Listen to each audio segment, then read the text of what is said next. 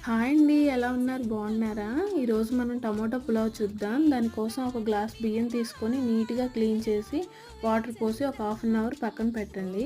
తర్వాత ప్యాన్ తీసుకొని ప్యాన్‌లో ఆయిల్ వేసేసి బిర్యానీ స్పైసెస్, ఆనియన్ వేసి ఫ్రై చేయండి. ఫ్రై చేసిన తర్వాత అల్లం వెల్లుల్లి పేస్ట్ వేసి పచ్చి వాసన పోయేంత వరకు ఫ్రై చేసి కరివేపాకు యాడ్ చేస్తున్నాను. తర్వాత 2 టమోటాలు ప్యూరీ వేసానండి. అది బాగా మగ్గిపోయిన తర్వాత పసుపు, కారం, మళ్ళీ టమోటా ముక్కలు కూడా యాడ్ చేస్తున్నాను.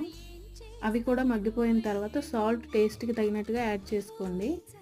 నేనిక్కడ ఒక గ్లాస్ బియ్యానికి 2 గ్లాసుల వాటర్ యాడ్ చేస్తున్నాను.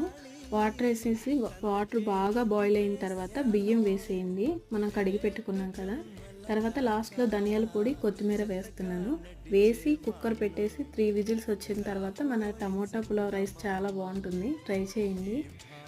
సరిగ్గా కుక్ చేయాలే కానీ క్యూ కట్టేస్తారు.